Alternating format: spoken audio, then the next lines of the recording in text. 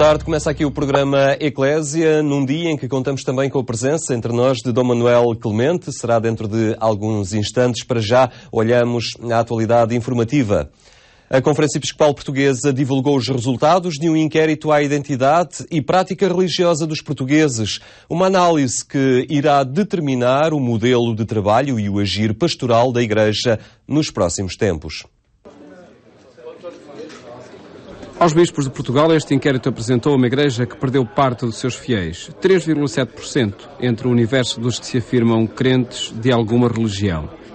Porém, os católicos são ainda 80% da população do país. A sociedade mudou com as suas vantagens. Há menos gregarismo, menos uniformismo, há menos pressões sociais e, portanto, há um clima de mais liberdade para que cada um possa tomar as suas opções. Por isso, penso que também o menos gregarismo pode levar a um aumento de qualidade. Porque quem é católico é-o porque quer, não por pressões familiares, sociais, sociopolíticas, etc. Uma das realidades que o estudo revela é a diversificação das identidades na sociedade portuguesa. Entre crentes das diversas religiões surgem os que se dizem sem religião e que são 4,6%. Alarga-se também o universo dos ateus, agnósticos e indiferentes, que são 9,5% da população. Esta pluralização das identidades de posição religiosa em Portugal tem essencialmente este efeito. Há, de facto, um peso relativo maior de certas minorias religiosas e aí, de facto, é necessário salientar esse crescimento dos evangélicos. Há um peso maior dos sem religião, dos que não pertencem a uma religião, e essa diferenciação, evidentemente, traduz-se numa diminuição do peso relativo em relação ao estudo que tivemos por comparação dos católicos, e neste momento os católicos, no nosso estudo, representam 80% da população, cerca de 80% da população. Outra característica estudada é uma maior atenção ao grupo dos que habitualmente se afirmam católicos não praticantes. Se 23,4% vai à igreja uma vez por semana, existem outras formas de proximidade e participação. Entre os que participam algumas vezes e os que vão à igreja várias vezes por semana, a prática sobe para 45,7%. Ora, o que neste estudo se procurou perceber foi, a partir dos níveis de frequência da missa, tentar perceber, de facto, como é que este conjunto, estes tais 80%, se compõem em relação à Igreja. E, de facto, aí nós encontramos uma espécie de conjunto nuclear e um conjunto de pessoas tem uma identificação com a Igreja Católica mais difusa, mas que, em todo o caso, se reflete num conjunto de práticas. E, portanto, sob esse ponto de vista, a proposta que fiz foi a de podermos falar de católicos nominais, de católicos ocasionais, irregulares, regulares, observantes, militantes, e cada uma destas categorias tem reflexos depois naquilo que são os outros dados observados. Este inquérito revela também que a maior diversificação de pertenças e práticas religiosas se verifica nos grandes centros urbanos, com particular incidência para a região de Lisboa e Val do Tejo. Lisboa e Val do Tejo contribui decisivamente, de uma forma esmagadora, para esta diversificação de que vos falava. Por exemplo, uma categoria como os crentes sem religião, que é uma categoria que tem sido usada muito recentemente na investigação, há uns tempos atrás não era usada, é uma categoria que cresce claramente ligada ao fenómeno urbano. Não é? E, portanto, esse é um aspecto que me parece claro, que é um lugar de reflexão para a Igreja Católica, mesmo tendo em conta que, por exemplo, há alguma progressão expressiva que os evangélicos têm na sociedade portuguesa, também acontece, sobretudo, nesse tipo de geografia social. Dado relevante é também algum distanciamento das camadas mais jovens em relação à Igreja Católica, mas aqui a leitura tem de ter em conta as mutações culturais dos tempos. O peso do catolicismo nas idades mais jovens é menor do que nas outras idades, nos outros escalões etários. Mas agora gostava que não perdessem isto de vista. Estamos a falar de 80% da população portuguesa. Não é? 80% da população portuguesa. O que quer dizer que todos os fatores demográficos que descrevem em geral a sociedade portuguesa vão estar mais presentes no universo dos católicos do que, com probabilidade, em qualquer dos outros universos. Dados de um inquérito que a Igreja procurará responder com uma adequação das práticas pastorais. As prioridades desta resposta será na linha de irmos ter com os jovens, a nova geração que nos desafia, e levar os valores da fé. Jesus Cristo, pois evidentemente que continua a ser atual, e os valores do Evangelho fomentam qualidade de vida pessoal e social. E é esses valores que a Igreja quer levar numa mensagem sempre renovada. A sondagem, que reuniu cerca de 4.000 respostas, foi realizada pelo Centro de Estudos e Sondagens de Opinião e o Centro de Estudos de Religiões e Culturas da Universidade Católica Portuguesa entre outubro e novembro de 2011 em Portugal continental. O erro máximo da amostra, com um grau de confiança de 95%, é de 1,6%. Os dominicanos portugueses são um exemplo de abertura para o mundo cristão. Um elogio feito pelo mestre da Ordem dos Pregadores, que esteve em Portugal, a propósito das comemorações dos 50 anos da restauração da província portuguesa da Ordem dos Pregadores. A Ordem dos Pregadores, fundada em 1215 por São Domingos de Gusmão, de origem espanhola, conta hoje com 6.000 religiosos. Em Portugal, a província foi fundada em 1417, mas em 1834 foi expulsa tal como todas as ordens religiosas, voltando a ser restaurada apenas no século XX. Este ano celebra por isso os 50 anos da restauração da província. Meio século de muito trabalho e que é exemplo para os outros católicos. L'effort d'une histoire qui est extrêmement importante aujourd'hui, puisque a sua história é hoje extremamente importante porque nos diz que não devemos ficar fechados sobre nós mesmos. Sur nous-mêmes. L'important c'est de faire connaître l'amitié de Dieu au monde et de optando antes por abrir as fronteiras da Igreja às dimensões do mundo. De l'Église aux dimensions du monde. Com uma história importante, a Ordem dos Pregadores em Portugal tem hoje um papel essencial no sucesso da missão em África. Atualmente continua a ser uma província missionária por estar presente em Angola, com um dinamismo muito importante, particularmente no acolhimento de novos irmãos, na pregação e no apoio aos direitos humanos. Por isso a província portuguesa, como todas as províncias, é muito importante para nós. Além da presença do mestre da Ordem, estiveram também nesta celebração mais de 30 responsáveis principais e adjuntos das províncias dominicanas na Europa. Uma reunião que se inseriu num encontro de 5 dias que se realiza todos os anos, a seguir à Páscoa, sempre em locais diferentes, para analisar a vida das comunidades. O nosso tema deste ano até, por exemplo, no encontro foi a evangelização, ou a nova evangelização em tempos de pós-modernidade, quer dizer, na cultura da pós-modernidade. Quer dizer, nós o que nos interessa realmente é ajudarmos todos, dominicanos do mundo inteiro, e não só, claro, porque estamos em igreja, e somos solidários com toda a igreja, mas nós, dominicanos do mundo inteiro, e neste caso na Europa, ajudarmos uns aos outros a pensar como viver melhor, como dar melhor testemunho, como fazer melhor a evangelização. E, portanto, este encontro foi muito importante para isso e para fazer a festa connosco dos 50 anos da restauração da província cá em Portugal. As celebrações dos 50 anos da restauração da província encerram no dia 7 de outubro com uma celebração no Convento do Cristo Rei, no Porto. Hoje contamos também com a presença de Dom Manuel Clemente, que nos revela a vida e a santidade da jovem Chiara Badano.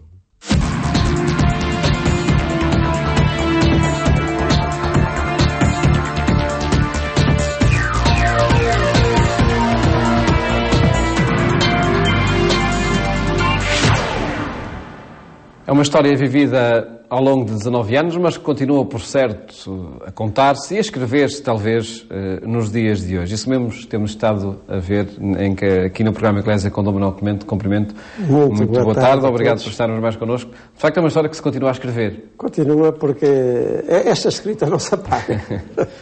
Esta escrita não se apaga. Muito boa tarde a todos também.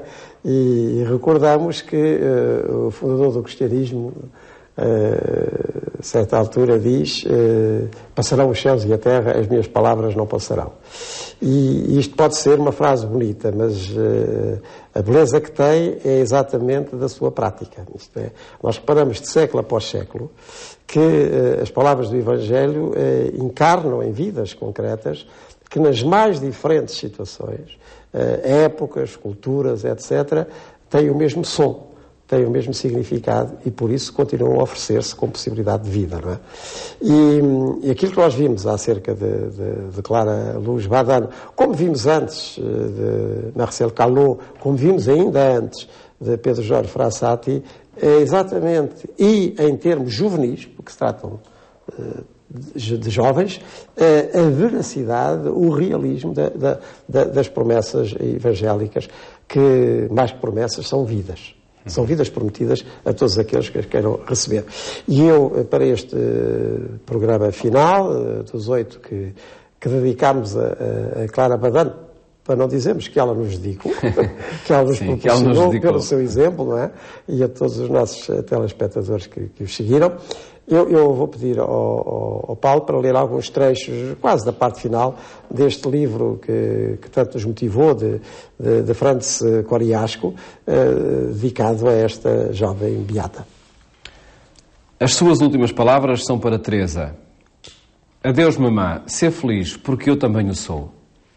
Como se repetisse com Santa Teresinha de Lisieux, eu não morro, entro na vida.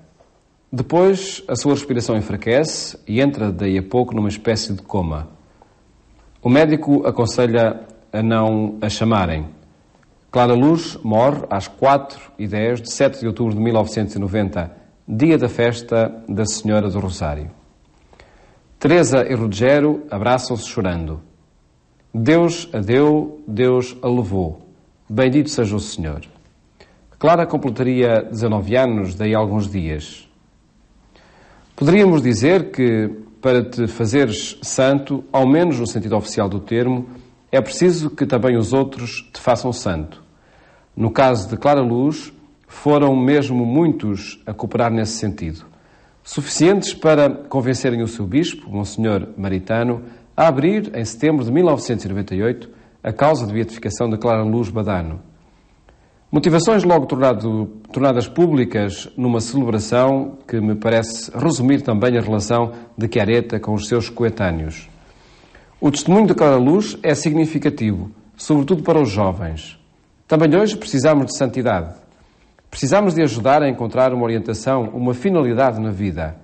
De ajudar os jovens a superarem a sua insegurança, a sua solidão, as suas perplexidades diante do insucesso, a dor e a morte. Os discursos teóricos não os conquistam. É preciso o testemunho. Deus, em primeiro lugar, Jesus, com quem Clara tinha uma relação espontânea, fraterna, Maria como exemplo, a centralidade do amor, a responsabilidade de anunciar o Evangelho. Tudo isto confirmado na experiência do sofrimento e da morte, não temida, mas esperada, tornou o seu caso verdadeiramente singular. Verdadeiramente singular e da singularidade cristã, ou seja, não se confunde, pelo contrário, sempre se apresenta. Há aí uma frase muito interessante, de que maneira? Quando Clara Luz está nos seus últimos momentos e se volta para a sua mãe, referente à sua mãe e ao seu pai, no sentido, sejam felizes porque eu sou feliz. Sejam felizes porque eu sou feliz. Há uma passagem da Escritura que diz, não digas de ninguém que é feliz antes do fim. Não. E porque é que a vida se demonstra, se concretiza e se assinala. E se assinala com felicidade de uma vida entregue e, portanto, não temida. Quer dizer, tudo quanto é entregue e verdadeiramente entregue não é receado, está oferecido, não é? como Jesus também diz, a minha vida ninguém me tira, sou eu que a dou. E verificar isto como felicidade e como preenchimento, como conclusão, como realização de uma existência, numa jovem à beira dos 19 anos, é muito salutar para todos nós, é muito libertador para todos nós, porque isto pode ser oferecido em qualquer idade, mas muito em particular numa juventude como era a de Clara Badano, verdadeiramente Clara Luz Badano. E há aí uma outra observação do autor, do Francis Coriasco, que eu gostava de retomar, é que ele diz, para te fazer santo, ao menos oficialmente, não basta que tu queiras, é preciso que os outros também queiram.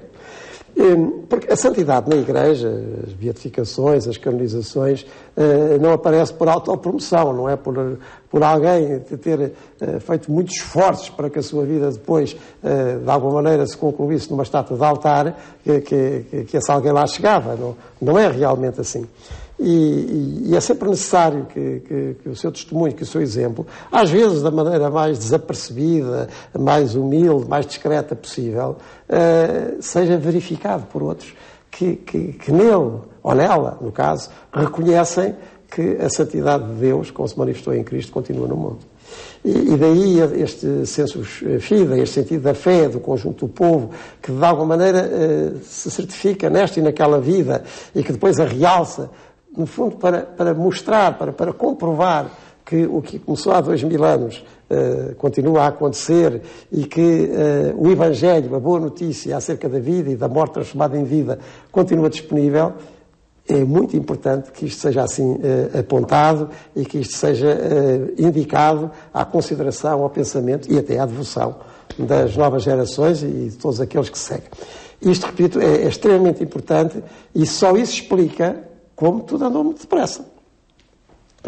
Eu sou completamente contemporâneo, aliás o Paulo também é, e muitos destes acontecimentos, mas não demos por isso. Eu soube da Clara Luz Badano quando foi da beatificação, há pouco tempo, portanto não sabia, mas sabia de outras coisas que enchiam os telejornais, que enchiam as revistas da época, os noticiários, mas que não eram a Clara Luz Badano. E o que acontecia lá no norte de Itália, isso não sabia, e julgo que a grandíssima maioria de nós não sabíamos, mas sabia Deus. E essa é que é verdadeiramente a determinação das coisas, ou seja, aquilo em que Deus assesta também a sua luz e depois irradia a luz divina do mundo. Aquilo em que Deus, como que se pontualiza e certifica na existência terrena de cada geração e depois é oferecido como manifestação do que está em Cristo. Isso é que é fundamental. Daí que o contacto com a santidade, o conhecimento destas vidas, são cada vez mais capítulos do livro dos Atos dos Apóstolos. O São Lucas, não é? Quando escreve a vida de Jesus, digamos, o seu Evangelho, que é também uma magnífica catequese acerca do mesmo Jesus e do significado da sua existência, depois complementa com os chamados Atos dos Apóstolos, não é? Ou seja, como é que tudo o que tinha sido vivido por Jesus Cristo depois é vivido nas primeiras comunidades cristãs. Cada beatificação, cada canonização, podemos dizê-lo, é mais um capítulo. E dá uma frescura, uma atualidade perene e sugestiva à vida de Cristo na vida dos cristãos, à cintilação da luz de Cristo na luz dos cristãos, que no caso até acabou por ser um sobrenome, Clara Luz Badano, que é extremamente convincente. E vamos lá ver, jovens ou menos jovens, juventude, todas as idades, mas particularmente adolescentes e jovens que estão como que a definir-se, não é? Face ao mundo e face à vida. Terem diante dos olhos estas histórias reais, não imaginadas, que têm nomes, têm lugares, têm certificações, têm testemunhas. No caso da Clara Badano, os seus próprios pais ainda estão vivos. É muito convincente, porque realmente contra factos não há argumentos. Não é? Nós argumentamos a partir dos factos. E quando um facto é tão belo e tão preenchido como é a vida de Clara Luz Badano, é a maior oferta que se pode fazer, como a dos outros que nós também lembramos, os outros beatos jovens, para os jovens de hoje. E de facto não são discursos teóricos como aqui é recordado? Não. São na linha do Evangelho um verbo encarnado, não é? O Evangelho de João diz que Jesus é o verbo, portanto é o discurso, se quisermos, mas encarnado, quer dizer, vivido e convivido, e assim recolhido. Pois bem, continua a verificar-se naqueles que dizemos nós e sabemos nós, participam do seu espírito, que foi a sua última oferta. O sofrimento e a morte, como aconteceu também com Clara Luz, confirma essas atitudes que ela tinha? Da maneira como ela os viveu, ao sofrimento e à morte, não é? Porque fez dessas circunstâncias tão drásticas, tão limitativas e para alguns tão finais, outros tantos pretextos, ou melhor dizendo, ocasiões, para mais se entregar e se recuperar nessa entrega. Porque ela tivesse ficado acabrunhada e derrotada por essas circunstâncias, nada teria sobrado para nós, com certeza que para a misericórdia de Deus muito. Tivemos a oportunidade de ver ao longo destas semanas que foi um testemunho de vida que aconteceu na ocasião do sofrimento, da dor, mas também antes de saber que tinha esse temor. Como sempre acontece, porque a maneira evangélica do termo é a partir do momento final que tudo o mais se percebe no encadeamento, não é? Portanto, como nós já lembrámos de programas atrás, as primeiras gerações cristãs recolheram antes de mais os momentos finais da vida de Cristo. Mas depois perceberam que eles finalizavam algo que tinha começado antes. E daí aparecem os evangelhos de infância, já todos cheios de indícios do que seria depois a sua realização plena na cruz, não é? Portanto, toda a vida se descobre, se reconhece e desvenda no seu significado, mesmo aquilo que ao desenrolar não se percebe muito bem, no momento definitivo, se ele é um momento pleno, ou seja, de doação inteira. Como foi com a Luz Badanho que apresentámos. Samuel, muito obrigado por ter estado connosco. Nada, todo o gosto. Voltámos de hoje 8 dias para outra história que muito diz ao presente que vivemos.